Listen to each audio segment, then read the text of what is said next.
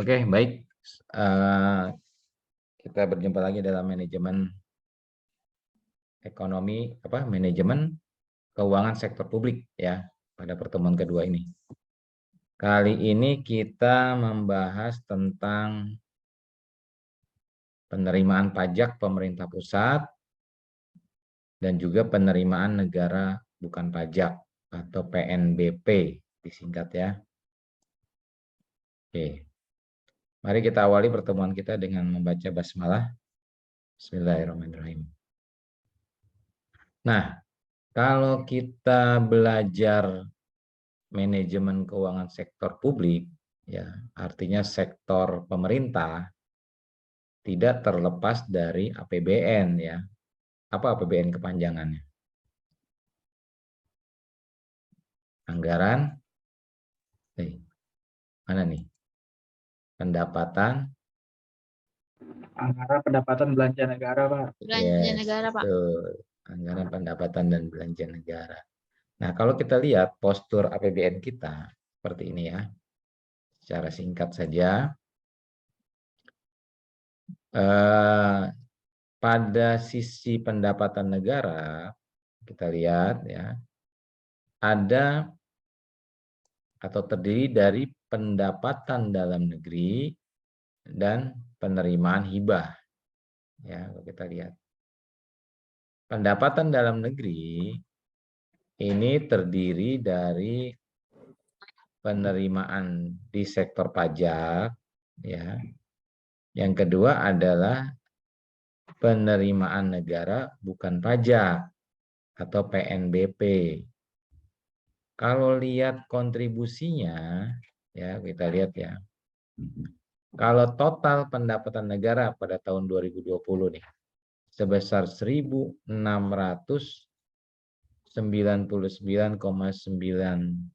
triliun ya, kan dalam triliun rupiah nih. Ya. Pendapatan dari penerimaan perpajakan 1.404,5 triliun. Artinya apa nih? Kontribusi penerimaan perpajakannya gimana?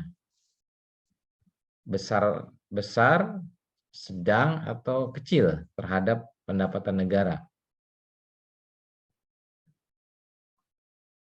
Ada yang bisa jawab?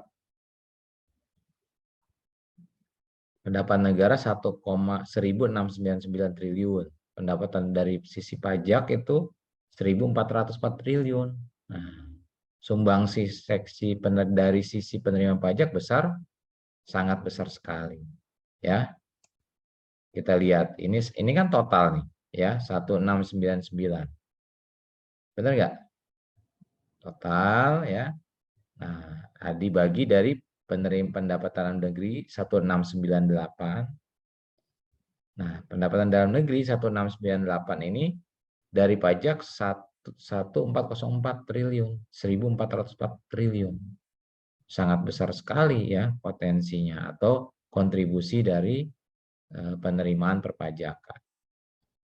Nah, kemudian dilanjutkan dengan penerimaan hibah yang tidak terlalu besar ya, sekitar 1,3 triliun. Oke.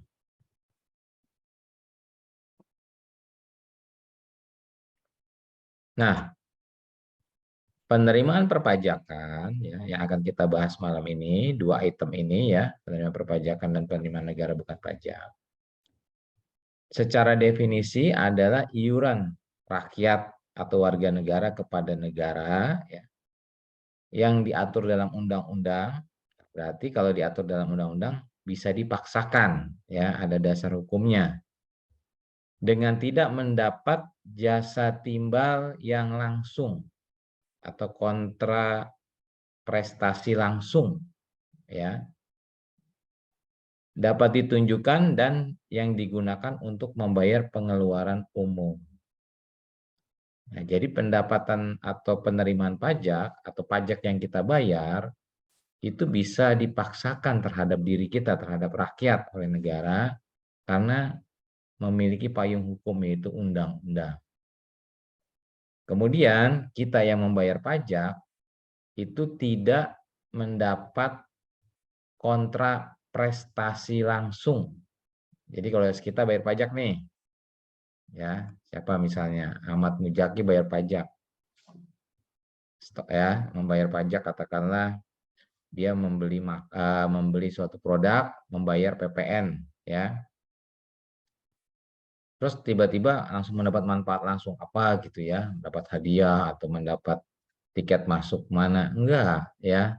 Tidak ada kontraprestasi langsung. Jadi pajak itu memang kewajiban bagi rakyat kepada negara dan digunakan untuk kepentingan umum, ya. Seperti itu. Nah, lain halnya dengan PNBP, ya, penerimaan negara bukan pajak. Mungkin salah satunya retribusi komponennya, ya. Apa pengertian dari PNBP? Yaitu seluruh penerimaan pemerintah pusat yang tidak berasal dari pajak. Ini diatur dalam Undang-Undang Nomor 20 Tahun 99. Retribusi misalnya. Retribusi parkir milik pemerintah. Kita masuk ke area parkir, kita bayar retribusinya, dan kita diperbolehkan parkir di situ. Jadi kontra prestasinya langsung kita terima, manfaatnya langsung kita dapat. Tuh bedanya pajak dengan penerimaan negara bukan pajak. Anda masuk ke kawasan wisata milik pemerintah, misalnya ya. Ketika Anda masuk bayar kan? Ya, bayar. Apa yang Anda dapatkan? Anda boleh masuk, ya, boleh menikmati isi dari wahana di sana atau misalnya pariwisata di sana, seperti itu. Jadi langsung mendapat manfaatnya. Tapi kalau pajak tidak, kita bayar pajak, ya, yang bayar pajaknya di Jakarta, pembangunan misalnya pesatnya di Papua, ya seperti itu, ya, supaya ketertinggalan di Indonesia, pembangunan di Indonesia bagian timur dengan pembangunan Indonesia di bagian barat tidak terlalu timpang, seperti itu. Oke ya. Nah, dengan melihat struktur APBN tadi, berarti bisa kita simpulkan bahwa penerimaan perpajakan itu jauh lebih besar kontribusinya dibandingkan dengan penerimaan negara bukan pajak. Ya, penerimaan perpajakan mencapai 83% dari total penerimaan negara. Sedangkan PNBP hanya 17%. Jauh sekali ya, jauh banget ya. Jauh pakai banget gitu ya. Nah, artinya apa? Artinya penerimaan perpajakan ini adalah sumber utama dari pendapatan negara dalam APBN. Ya, sumber utamanya ini. Ya. Atau dengan kata lain, penerimaan perpajakan menjadi tulang punggung APBN. Seperti itu. Nah, karena kita belajar manajemen keuangan sektor publik, artinya pengelolaan keuangan sektor publik sama juga dengan pengelolaan APBN. Ya, tidak terlepas dari itu. Karena komposisi pendapatan dalam APBN banyaknya berasal dari penerimaan perpajakan, maka pengelolaan keuangan sektor publik dari sisi pendapatan yang paling utama adalah pengelolaan penerimaan perpajakan.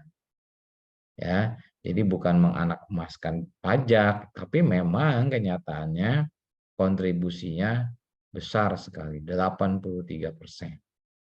Jadi wajar ya, ada idiom orang bijak taat pajak, ya. Karena memang kemanfaatannya luar biasa. Seperti itu ya. Nah, semoga tidak ada oknum-oknum instansi perpajakan lagi seperti Gayus Tambunan ya, yang mengkhianati negara. Itu sebenarnya pengkhianat negara itu ya, wajib dihukum seberat-beratnya ya. Anda bayangkan ya, pembangunan uang 10 miliar saja bisa dibangun gedung sekolah yang sangat representatif. Nah, bayangkan dulu kasusnya Gayus Tambunan itu sampai berapa ratus miliar ya pengemplangan pajaknya. sangat menyedihkan. Nah, lalu salah satu indikator untuk melihat sejauh mana tingkat kepatuhan membayar pajak, ya, dan juga potensi pajak di suatu negara, ada indikatornya. Kita namakan sebagai rasio pajak atau tax ratio.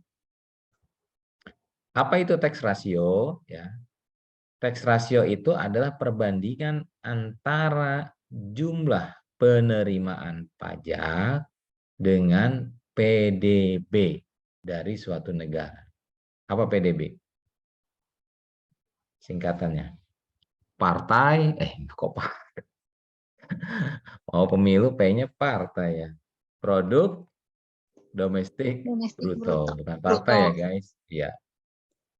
Nah, apa sih PDB itu? Nah, PDB itu guys, ini ada pengertiannya, jumlah nilai produksi. Ya, jadi jumlah berarti total ya. Jumlah nilai produksi barang dan jasa akhir. Nah, notes tuh ada akhirnya, ada kata akhirnya. Yang dihasilkan oleh setiap sektor produktif dalam suatu negara, dalam suatu negara underline juga, selama satu periode tertentu. Jadi kalau Anda misalnya memiliki suatu produk tepung misalnya, ya, kalau tepung itu langsung dibeli konsumen maka dihitung sebagai PDB. Tapi kalau tepung itu dibeli oleh pabrik roti, maka perhitungan PDB-nya nanti saat si pabrik roti menjual rotinya. Nah, itu produk akhirnya yang dinilai, gitu ya. Kalau produk antara belum dinilai sebagai PDB. Nah, kemudian yang underline lagi, PDB itu menghitung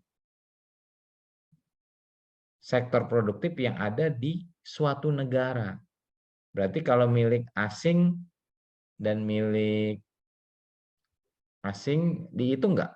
Kalau sektor produktifnya milik asing, PMA, penanaman modal asing. Masuk perhitungan PDB nggak, Mas Bro?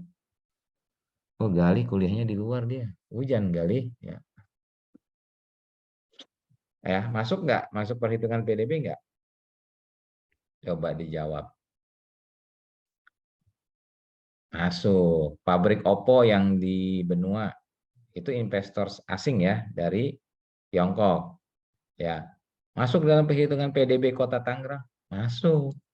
Ya. Karena pengertian PDB adalah sektor produktif ya, total semua produksi barang dan jasa akhir yang dihasilkan sektor produktif dalam suatu negara. Masuk perhitungan PDB.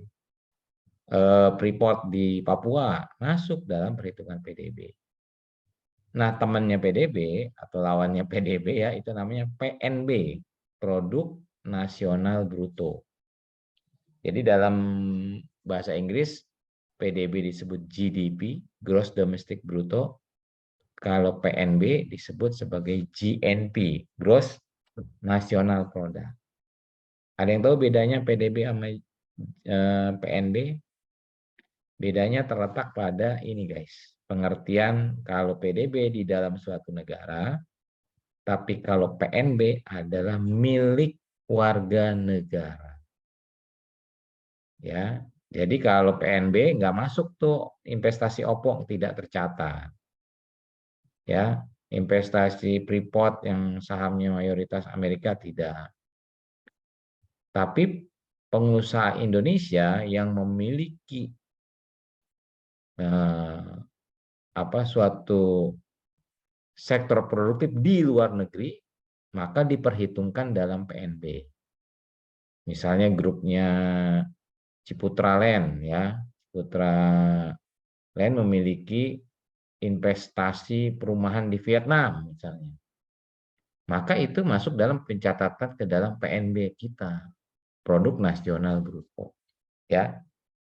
Bisa dipahami itu ya, konsep-konsep dasar sekali ya. Ya, karena Anda sudah mengambil manajemen keuangan, maka Anda harus terbiasa dengan istilah-istilah keuangan untuk di sektor swasta maupun di sektor publik. Ya, guys. Nah, iya, karena siapa tahu dari Anda ada yang diterima misalnya sebagai ASN, aparatur sipil negara. Ya, kakak kelas kamu ada anak akuntansi ya, diterima di BPK ya. Saya lihat dari Instagramnya bagus ya. Siapa namanya lupa ya. Jadi diterima di BPK, Badan Pemeriksa Keuangan. Bagus prestasi, hebat ya. Bisa tembus BPK. Harus begitu ya. Bahasa Inggrisnya kuatin. Matematika, ekonomi, akuntansi dasar ya, walaupun manajemen kan belajar akuntansi juga, kuatin logika-logika akuntansinya. Nah, kita kembali ya. Jadi semakin patuh wajib pajak, maka harusnya tax rasionya makin tinggi. Benar ya? Iya. Karena tax ratio itu perbandingan antara pembayar pajak dengan PDB suatu negara. Nah, kita lihat di sini guys, ya, di gambar yang berisi tabel kinerja penerima negara dari 2010 sampai 2017. Ya, kita lihat PDB Indonesia ya bergerak sangat baik ya, cenderung naik, dimulai dari 6.000 dalam triliun ya, dalam triliun rupiah, dari 6.000 triliun ya, 2011 7.000, 2012 terus naik sampai di 2017 mencapai 13.000 triliun ya, mencapai 13.000 triliun. Tetapi tidak diimbangi kenaikan yang sama dengan jumlah pembayar pajak. Akhirnya yang terjadi apa? Tax rasionya cenderung turun dari 12,9% sempat naik di 13,8, 14, 13, bahkan di yang terakhir turun ya. Sempat naik sebentar sampai ke 2012, kemudian turun lagi sampai ke 2017. Ya, cenderung turun. Nah, ini artinya apa? Ini artinya ada kelemahan ya dalam merangkul masyarakat, menumbuhkan kepercayaan masyarakat kepada negara, dalam hal ini dalam membayar pajak. Kok begitu Pak? Iya, kita lihat aja. Di negara maju tax rasionya berapa? 30% guys, nggak main-main. Ya, 30% tax rasio di negara maju. Besar sekali ya. Sementara Indonesia dibanding negara-negara ASEAN, di ASEAN, negara ASEAN aja sudah kisaran 15%. Kita kisarannya berapa? 13 ya, 10 bahkan ya di 2017. Nah, jadi ada apa nih? Siapa yang bisa analisa? Kenapa di negara maju tax ratio bisa 30% ya, guys? Berarti kesadaran akan membayar pajaknya tinggi banget ya. Apa kira-kira? Coba apa aja yang terbetik di benak Anda? Siapa? Kenapa bisa begitu ya? Ada yang tahu nggak? Pak, mungkin kurangnya rasa kepercayaan masyarakat buat bayar pajak ke negara kali, Pak. Nah, betul, betul Dwi ya, Dwi Nuria. Jadi mungkin masyarakat kita ini belum muncul trust yang kuat terhadap negaranya sendiri. Ya. Kenapa? Mungkin masih banyaknya korupsi kali ya. Tiap hari korupsi ya. Atau bahkan yang kita lihat sehari-hari ya, mulai dari yang kecil-kecil ya. Bikin surat izin apa nembak, bikin surat ini, ngurus surat ini pakai pelicin. Aduh ya. Jadi gimana kita mau bayar pajak? Jadi pikiran kita jadi negatif. Jangan duit gue diembat. Ya. Jadi kemudian belum lagi kasus-kasus besar ya, mega korupsi ya, yang sampai saat ini banyak yang belum dipecahkan oleh aparatur hukum. Ini juga menjadi salah satu pemicu masyarakat kurang trust. Betul sekali Dwi tadi ya. Penegakan hukum ya yang tebang pilih, benar nggak? Milih-milih ya. Wah, Ya, baru betul, Pak. tegakin hukum. Seperti itu. Jadi akhirnya masyarakat kurang trust. Tapi di luar negeri ya, Anda bukan siapa-siapa nih, Anda di kos-kosan, di apartemen Anda gitu. Anda rakyat jelantah, oh rakyat jelantah. Nah, itu minyak Pak ya, rakyat jelantah. Nggak ada rakyat jelantah di sana ya. Jadi Anda rakyat biasa gitu, seorang karyawan, seorang guru atau seorang apa yang tidak ada link apa-apa terhadap seorang pejabat gitu ya. Ketika Anda sedang tidur, misalnya tetangga Anda berisik, sedang mengadakan pesta gitu ya, sehingga mengganggu jam tidur Anda, sudah melewati batas toleransi, misalnya melewati di atas jam 11 malam, maka Anda bisa langsung hubungi call center 911 ya. Ya, kita telepon 911. Tit, tit, tit. Nah, hello 911. Nah, ya, lapor bahwa tetangga saya terganggu nih dengan tetangga saya di apartemen sekian sekian sekian, alamat jalan sekian. Nah, datang polisi. Nah, ya, tanpa memandang atau membulu ya, pilih kasih nggak ada. Oh ini mah ini mah rakyat biasa, udah biasa itu mah dangdutan, wajar aja ada dangdutan. Ya, aduh kita kalau ada dangdutan udah nggak bisa tidur ya sampai jam 1 malam ya, sampai tukang nyanyinya lemes aja udah. Ya, terus aja mana speaker segede apa ya. Speaker sama orang berdiri tinggian speaker ya, bersusun-susun ya, buset ya. Nah, jadi di negara maju tidak, jadi hak-hak pribadi masyarakat itu dilindungin ya. Nah, karena apa? Kita membayar pajak. Tapi jangan coba-coba kita tidak bayar pajak ya. Kita akan diperingatin dan bisa jadi ditangkap ya, karena kita dianggap apa namanya tidak patuh pada hukum. Seperti itu. Nah, dalam mempelajari manajemen keuangan atau manajemen APBN, pada dasarnya ada dua masalah yang kita pelajari. Ya, jadi kalau manajemen keuangan negara ya, itu satu, gimana cara cari uangnya, masalah. How to get the fund. Ya. Nah, hal ini berarti kita mempelajari dari sisi pendapatan dan pembiayaan. Gimana cara mendapatkan uangnya. Nah, yang kedua, bagaimana mengalokasikannya. Ya, apakah efektif atau tidak. Nah, kalau bagaimana mengalokasikannya, berarti kita mempelajari dari sisi pembelanjaannya. Seperti itu.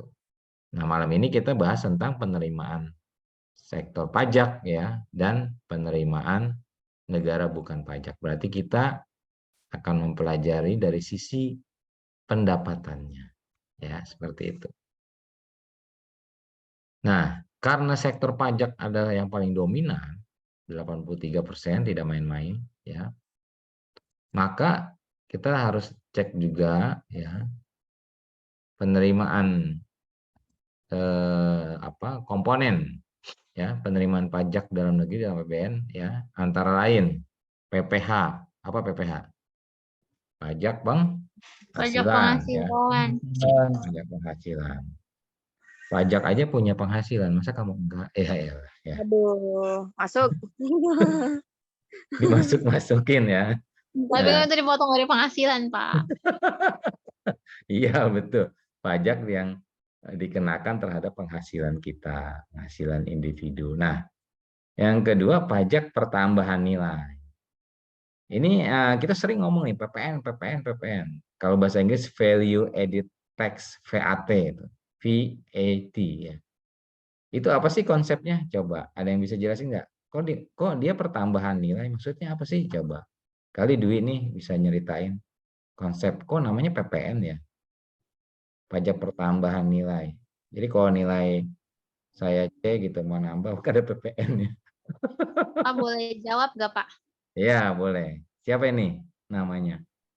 Tapi kalau salah kasih tahu ya, Pak. Kalau salah Eh, suruh nguras torrent di kampus. Ya nggak apa-apa Kalau lah kalau salah. kalau Ya. yang saya tahu nih, Pak, Hmm. PPN itu kayak misalnya kita beli barang nih, Pak. Terus harganya tuh belum include PPN, jadi tambahin lagi. Makanya dia namanya pajak pertambahan nilai. Atau misalnya kita jual nggak makan di restoran kayak gitu, harga yang tertera di struknya tuh itu belum include PPN, jadi tambahin lagi, makanya disebutnya pajak pertambahan nilai gitu, Pak. Notes, catat pendapat 1 dari Mbak Emma. kita yang bernama siapa, Mbak? Emma, Pak. Oh, Emma. Iya. Pasti adanya namanya Emi. Nggak punya adik, Pak, anak bungsu. Ya, ada lagi pendapat yang lain. Jadi katanya PPN itu kalau kita makan 100, habis 10.000, maka ditambahin 11%. Ya, 11% dari 10.000 berapa tuh? 1.100 ya, betul nggak? Iya. Nah, jadi Iya, kita Pak. bayarnya 11.100. Gitu. Ya, Iya, Jadi dulu. nambahin nilainya. Oke, diterima dulu ya, ditampung. Yang lain ada pendapat lain? Kalau ikut kuliah pagi tadi pasti tahu nih. Cuma nggak ada yang kuliahnya double. Nggak ada yang rajin sih kuliah pagi maaf. Ya. Oke, saya bantu jawab. Ada yang mau jawab lagi? Nah, PPN apa? Aku Apa NOP PPN? itu pajak dari pajak jual beli konsumsi barang atau jasa mungkin, Pak. Betul, betul. Jual beli konsumsi barangnya betul dikenakan PPN ya. Itu betul. Maksudnya kenapa namanya pertambahan nilai gitu. Ya. Kita sering banget dengar PPN, tapi apa sih? Nah, jadi begini ceritanya. Oh, ceritanya, konsepnya ya. Nah, gandum misalnya, jadi saya contohin gandum biar sama. Gandum ya di petani ya dipanen, dijual lah dia ke pengumpul lah ya gandum. Karena sedang panen harganya dijual per kilo misalnya hanya 1.000 ya 1.000. Oleh pengumpul dipisahin mana gandum yang kualitasnya bagus, mana yang agak kotor, mana yang kurang bagus ya dipisahin, dipilah-pilah.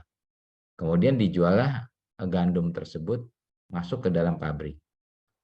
Nah, proses pemilahan oleh si pengumpul itu menaikkan nilai gandum. Yang tadinya cuma 1.000, dia jual ke pabrik jadi 5.000. Naik derajat tuh gandum karena sudah dipilah. Ya.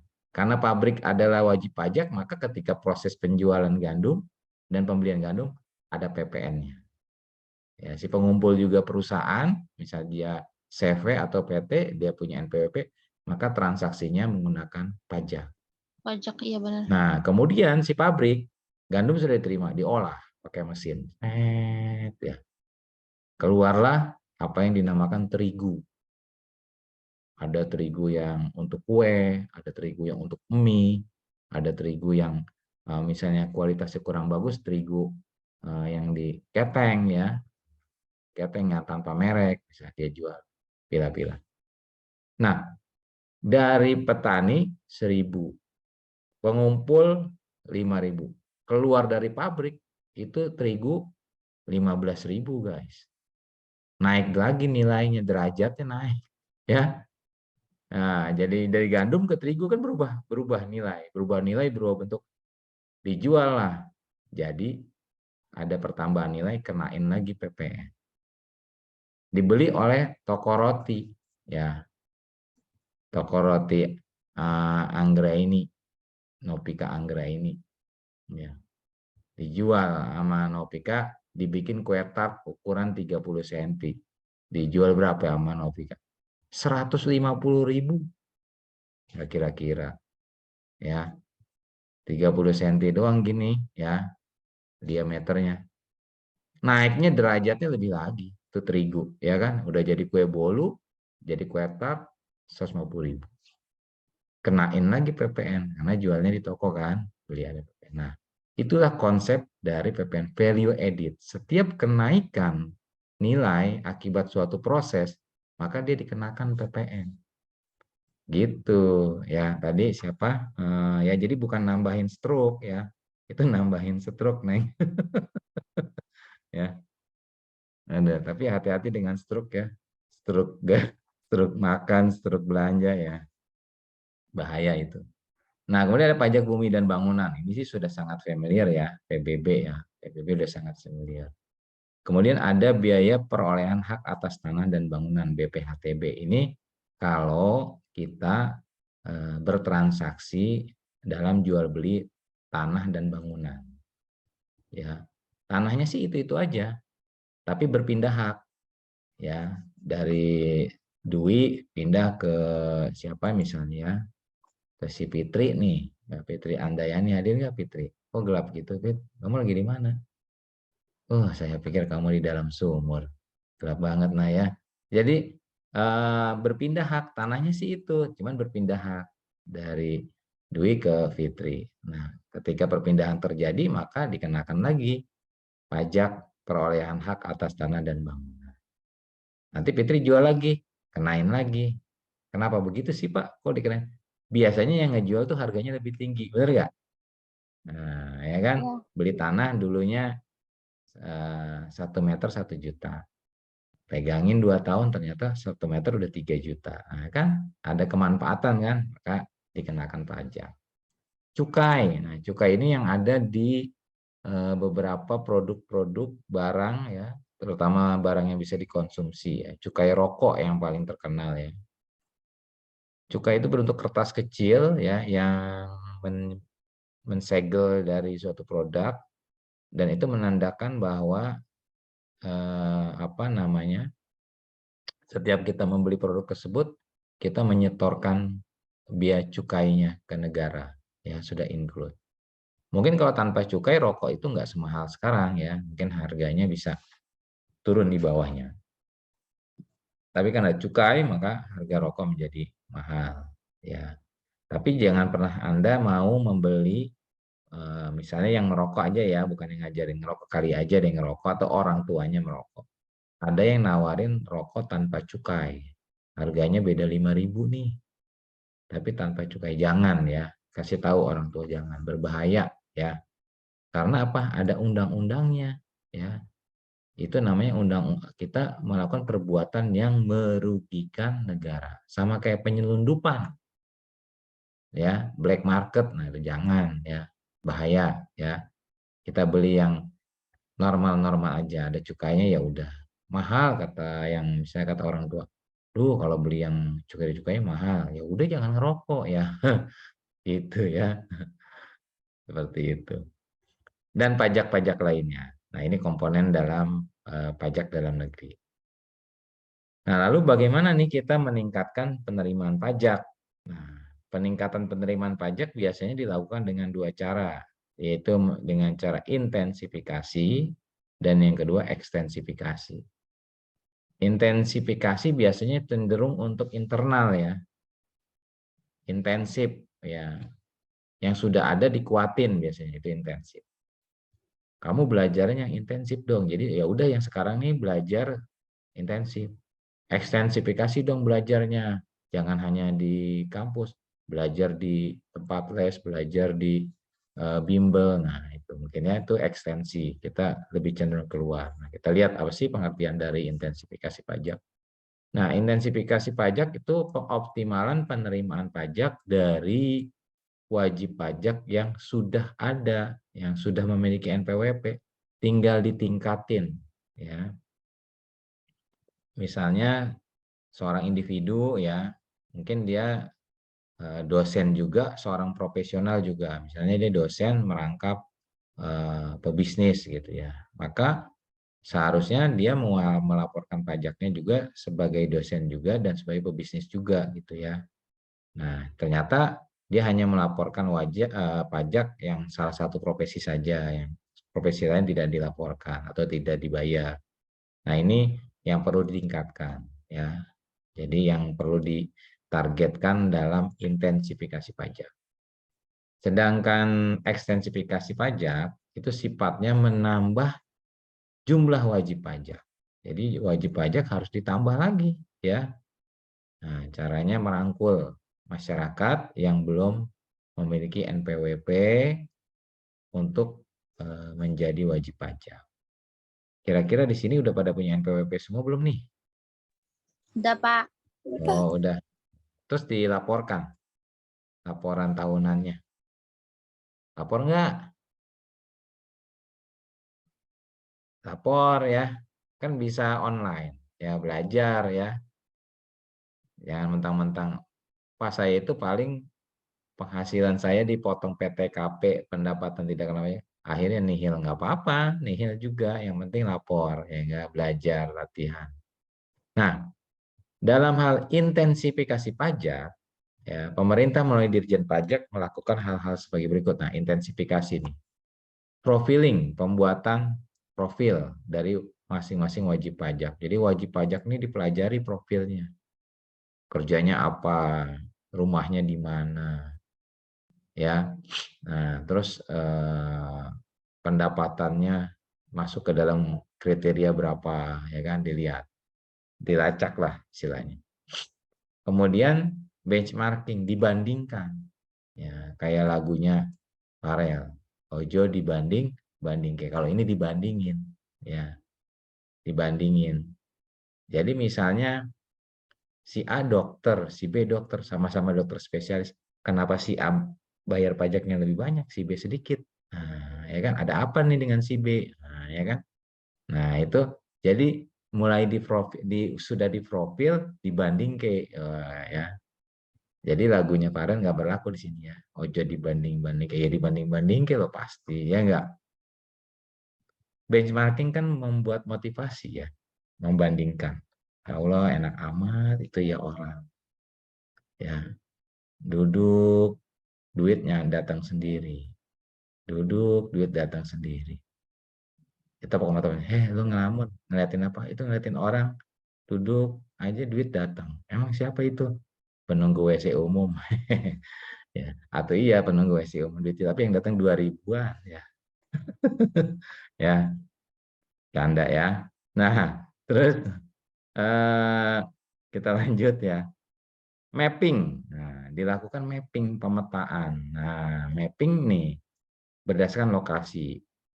Ya, kita guru di kota besar dengan guru di pedalaman kan beda pendapatannya, ya kan? Nah, kan guru dia di kota besar, dia selain jadi pegawai negeri, dia bisa nyambi di memberikan les, kursus, dia menjadi menulis buku dengan segala prasarana di kota besar, dia mungkin bisa mendapatkan pendapatan yang lebih baik.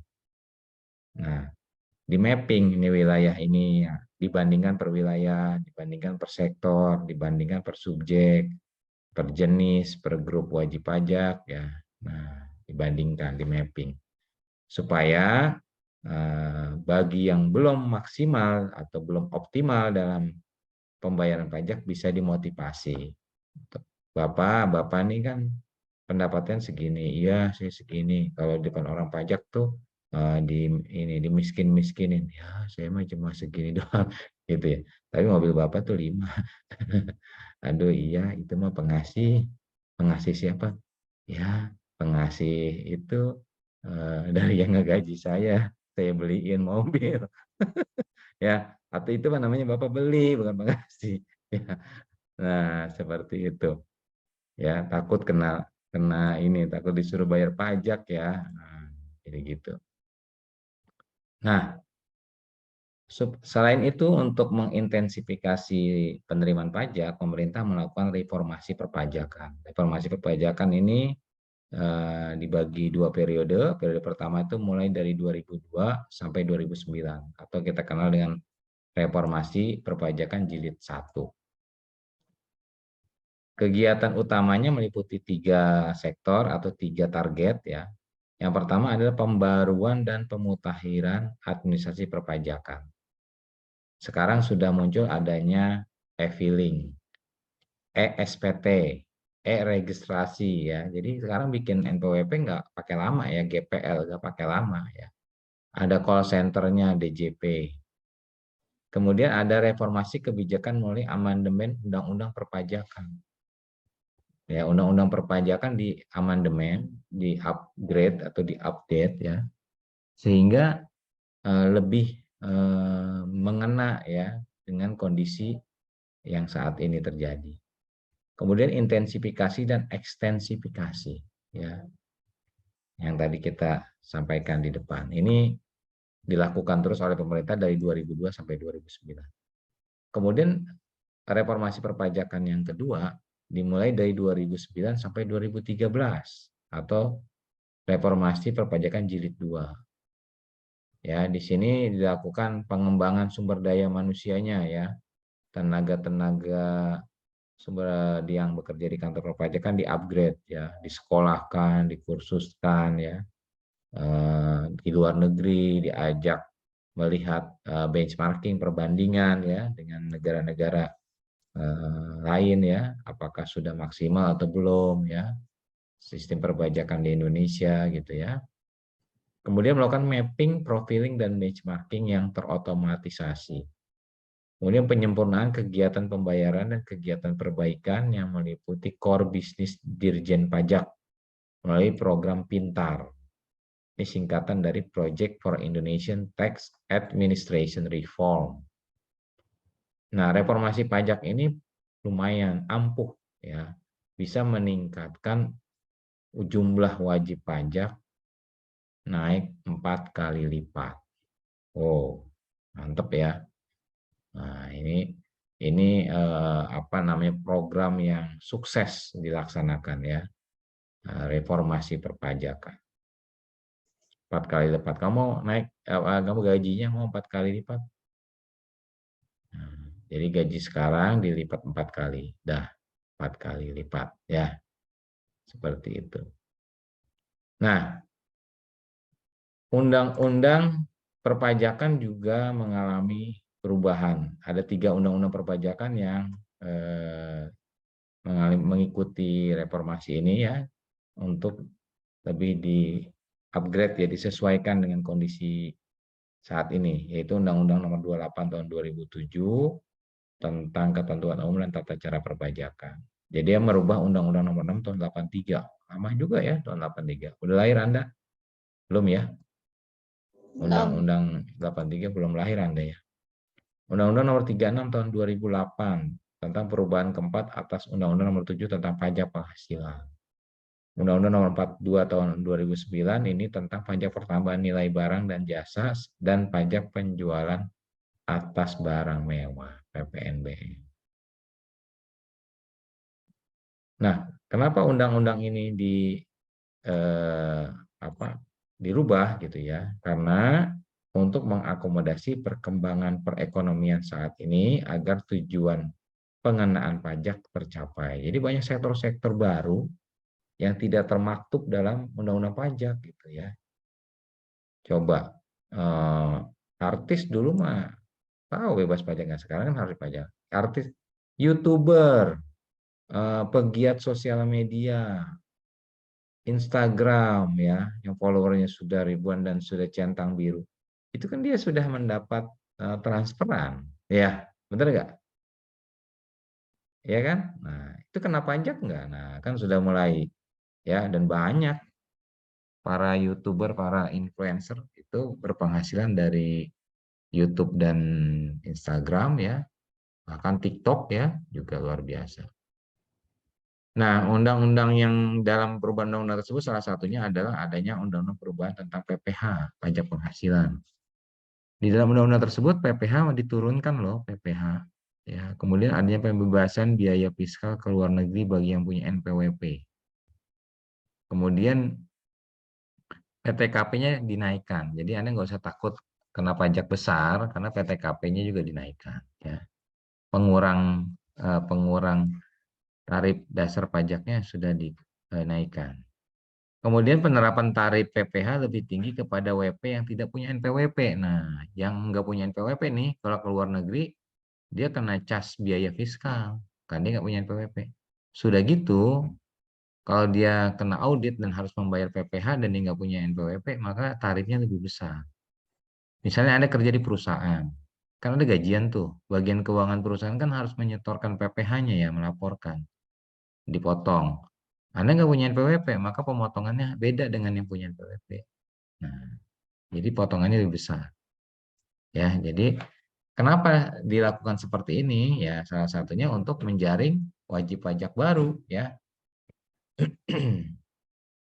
Jadi selain meningkatkan kepatuhan wajib pajak, juga dia harus mendorong supaya masyarakat untuk memiliki NPWP. Nah, teori ini, kebijakan ini sesuai dengan teori kurva Laffer. Nah, jam segini udah pada lapar belum? Udah lapar? Udah? Udah makan Pak tadi. Oh, berarti kamu tidak lapar ya. Jadi kurva Iya. lapar ya. Nah, ya. Jadi kurva lapar ini adalah kurva yang menghubungkan antara tarif pajak dan tingkat pendapatan pemerintah. Menurut Laver ya, kata Laver nih ya, bahwa peningkatan pendapatan pemerintah meningkat sejalan dengan kenaikan tarif pajak. Benar, semakin tinggi tarif pajak memang uang pemerintah makin banyak. Tapi, nah ada tapinya nih. Tapi pada satu titik tertentu akan mengakibatkan respon yang negatif dari masyarakat atau kontraproduktif. Jika tarif pajak naik terus sampai satu titik tertentu, orang jadi nggak mau bayar pajak. Serem kan? Nah, ini kurva Lavernya seperti ini. Tuh, ya. Ya, ini tax revenue, pendapatan pajak. Ya. Tarif pajak ke kanan nih, rate-nya naiknya. Dia naik 35%. Oh, pendapatan naik lagi 40% naik. 50% masih naik. Terus sampai 75% naikin lagi, orang udah nggak mau bayar pajak.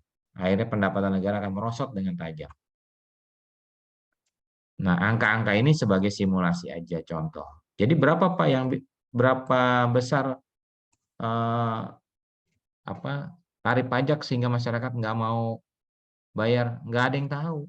Respon itu kan respon individual, tapi juga bisa menjadi respon nasional.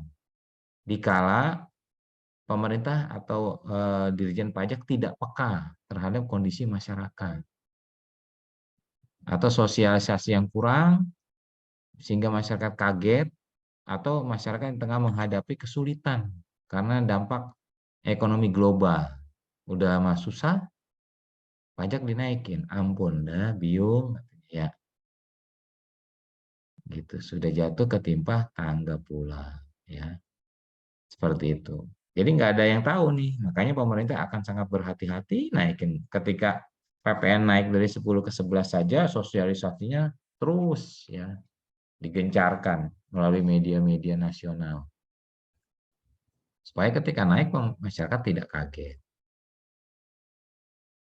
Kemudian pemerintah juga menghapus sanksi pajak atau kebijakan sunset policy. Ya, sanksi-sanksi pajak dihapus.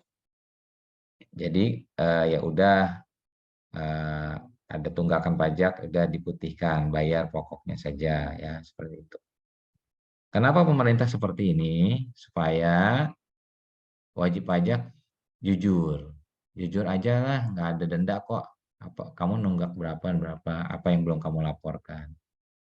Kemudian akhirnya kan kalau sudah seperti itu, umumnya masyarakat ya udahlah jujur aja. Orang pemerintah juga kebijakannya udah bagus daripada gua nggak bisa tidur, kan seperti itu katanya. Akhirnya menambah wajib pajak. Orang termotivasi untuk menjadi wajib pajak. Dan pada akhirnya akan secara tidak langsung akan menaikkan jumlah penerimaan pajak. Seperti itu ya. Kayak kemarin di Provinsi Banten ada kebijakan pajak kendaraan bermotor ya yang mati nggak akan dikenakan denda. Udah ya misalnya Anda nggak bayar pajak motor 3 tahun kan ada dendanya tuh. Ya udah bayar aja deh, nggak usah nggak ada denda. Ya kan daripada orang tidak bayar karena takut akan dendanya yang akan mahal gitu. Ya mendingan orang dikasih ya udah perpanjang aja bayar pokoknya sesuai tarif. Ya nggak akan ada denda. Nah, orang kan oh iya dah, mumpung saya punya uang nih baru dapat rapelan, urus deh. Nah, gitu. Daripada kita nanti deg-degan nggak pernah bayar pajak kendaraan, nanti ada razia kita kena gitu kan. Nah, pemerintah juga melakukan sensus pajak nasional ya. Nah, ini disebar di sentra-sentra bisnis, kawasan ekonomi perkantoran, dan kawasan permukiman. Untuk apa? Untuk menggali data dalam rangka nanti implementasi dari kebijakan-kebijakan dan terobosan-terobosan untuk meningkatkan kepatuhan wajib pajak, dan akhirnya akan meningkatkan penerimaan dari sisi pajak. Nah, itu kira-kira bahasan kita tentang penerimaan pajak. Ada pertanyaan nggak sebelum kita lanjut ke pembahasan tentang PNBP, penerimaan negara bukan pajak. Ya, kita sudah nyampe slide ke 500 dari 2000 slide ke depan tanpa terasa ya. Ya enggak? Saking enggak kerasanya ya. Ya belajar dengan Pak Andi enggak kerasa, tahu-tahu sudah 500 slide. Nah, ya enggak? Iya, Pak.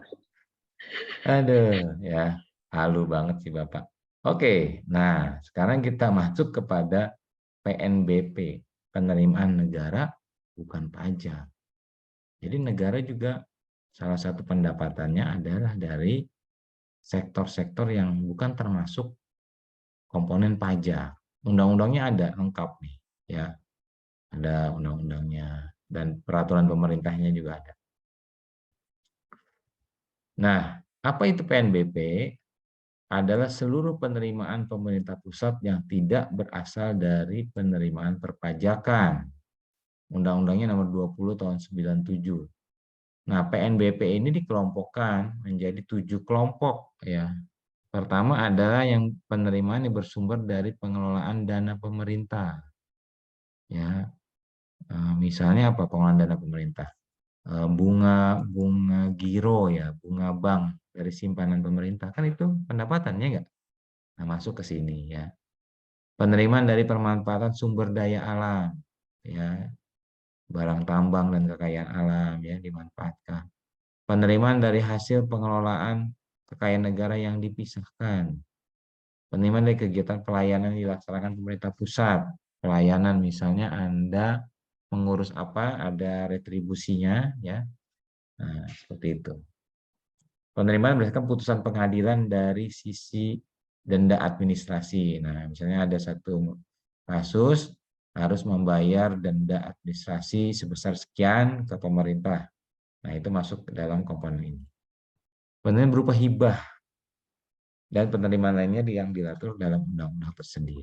Nah, ini 7 sektor dari PNBP. Nah, jenis-jenis PNBP sesuai peraturan pemerintah ya tentang jenis PNBP yang berlaku umum. Nah, jadi ada PNBP umum ya, ada PNBP fungsional. PNBP umum terdiri dari ini. Penerimaan kembali anggaran, penerimaan hasil penjualan barang dan kekayaan negara, penerimaan hasil penyewaan barang kekayaan negara, penerimaan hasil penyimpanan uang negara, jasa giro ya tadi, bunga giro ya, penerimaan ganti rugi atas kerugian negara, penerimaan denda keterlambatan penyelesaian pekerjaan pemerintah, penerimaan hasil penjualan dokumen lelang. Sedangkan PNBP fungsional, nah ini terdiri dari penerimaan pengelolaan dana pemerintah, pemerintahan sumber daya alam, penerimaan dari kegiatan pelayanan dilaksanakan pemerintah, dan penerimaan berdasarkan keputusan pengadilan, penerimaan berupa hibah, dan penerimaan lain. Seperti itu guys. Nah, PNBP ini memiliki 2 fungsi, fungsi budgeter, karena dia memang dianggarkan, PNBP itu dianggarkan dan menjadi salah satu sumber pendapatan negara ya. Nah, maka dia ada fungsi budget. Yang kedua fungsi regulasi. Karena PNBP sebagai sarana mengatur kebijakan pemerintah dalam berbagai aspek dalam rangka menggerakkan roda pembangunan. Jadi PNBP ini sangat penting juga. Walaupun kontribusinya hanya berapa persen tadi? 18% ya. Tarif dalam PNBP ada yang bersifat tarif spesifik, artinya nominal uangnya ya. Ada tarif ad valorem, jadi berdasarkan persentase. Yang ketiga, tarif yang ditentukan oleh ketentuan perundang-undangan. Potensi PNBP. Nah, PNBP ini karena kalah pamor dengan pajak, jadi kadang-kadang suka terlupakan potensinya, guys. Ya. Nah, ini hal-hal yang bisa digali antara lain pemberian jasa atau kerjasama dengan pihak ketiga belum memperhitungkan bagian PNBP-nya karena belum ada aturan tarif dan jenisnya, sehingga tidak dikategorikan sebagai PNBP. Tarifnya terlalu rendah, belum pernah direvisi walau sudah tidak wajar dalam kondisi saat ini. Memang kadang-kadang pemerintah kalau bikin retribusi terlalu murah ya. Saya itu kan senang jalan-jalan, tapi saya mager. Jadi saya jalan-jalannya nonton TV, My Trip, My Adventure. Curang banget ya. Jadi sudah mah murah cuma ya.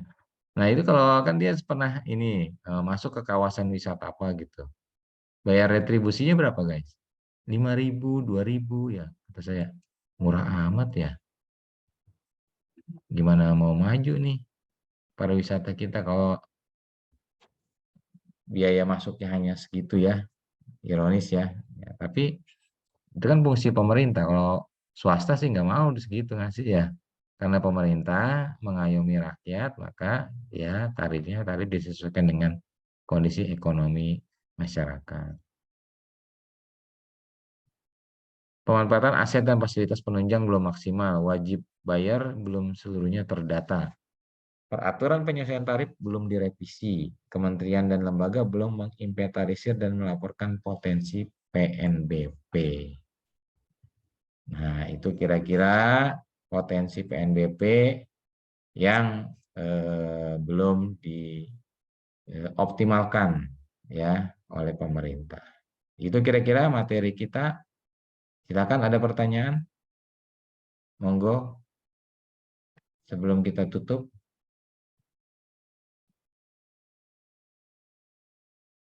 Kok sedikit yang masuk nih, padahal tadi pagi juga nggak terlalu ramai. Oh, tadi pagi ada 24, sekarang 25. Oke. Sekarang 24 juga ya. Kalau tidak ada pertanyaan, kita absen dulu ya, guys. Kita tutup Pak, mau dulu. nanya. Oh iya, nanya apa, Mbak Dwi? Pak, mau minta pendapat Bapak. Menurut Bapak dari penghasilan yang negara terima sama apa yang dibelanjakan tuh udah sesuai nggak sih, Pak? Dari hasilnya kayak gini, kalau menurut pandangan Bapak gitu. Dari hasilnya itu maksudnya gimana, Wi? Maksudnya yang gimana, yang lebih konkret gitu, Wi? Tadi kan kita udah, Bapak kan udah ngejelasin ada beberapa hal yang jadi pendapatan negara kan, dari kas negara, PDB segala macam. Berarti kan negara dapat duit tuh. Terus sama apa yang negara belanjakan untuk kesejahteraan masyarakat. Nah, menurut Bapak tuh udah sesuai nggak sih dari uang yang didapatkan sama apa yang dikeluarkan kayak gitu? Iya, baik, makasih Wi. Jadi ya proses penganggaran anggaran dan pembiayaan pengeluaran negara itu bukan proses yang pendek, Wi. Ya. Penganggaran direncanakan, ditarget, salah satunya dari pajak, ya, itu dari sisi pendapatannya ya, Wi. Nah, dari sisi pengeluarannya, itu pemerintah melalui Bappenas, Badan Perencanaan Pembangunan Nasional, merencanakan, nih apa aja nih target-target pembiayaan. Ya, target proyek fisik, target proyek non-fisik, ya, dan sebagainya. Nah, prosesnya sih sudah bagus, ya. Dan juga banyak juga dirasakan manfaatnya. Tetapi ya kelemahan pemerintah adalah dalam pelaksanaannya. Ya, terjadinya markup proyek, terjadinya korupsi dalam pembangunan, atau terjadinya pengurangan spesifikasi dalam pelaksanaan kegiatannya. Ya, markup misalnya di situ misalnya salah satu lembaga negara akan melaksanakan kunjungan kerja ke daerah ini dengan target ini, hasil ini. Kunjungan kerjanya seminggu, padahal di sana 2 hari cukup. Sisanya jalan-jalan, habisin uang. Nah, yang kayak gini nih, yang bikin negara kita susah. Ya, banyak. Nah, Jadi memang ya, kalau negara mau sejahtera, bukan hanya pajaknya digenjot, tapi pengawasan penggunaan anggaran juga yang benar. Ya, dengan penegakan hukum yang sesuai. Hukumnya itu benar-benar. Kalau salah ya salah.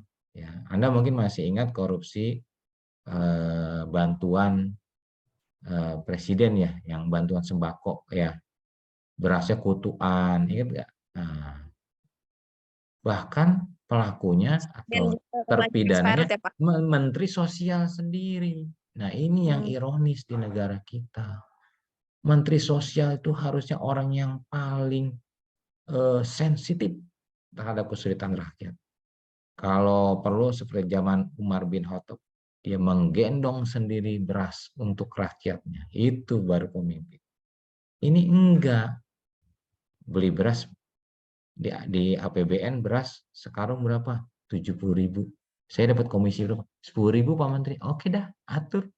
Ya pedagang ngerasa dia ngasih komisi, ya berasnya dicari yang jelek apa yang bagus? Yang jelek, supaya pedagangnya dapat untung. Nah, inilah yang menjadi masalah di negara kita.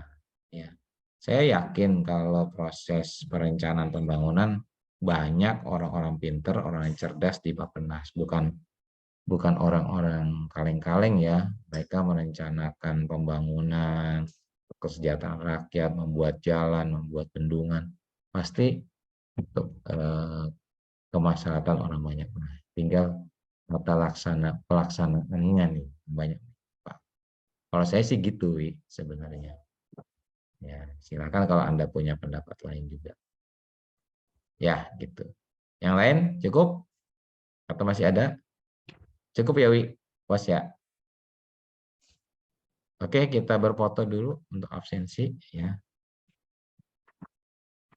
1, 2, sebentar. 1, 2, 3. Oke.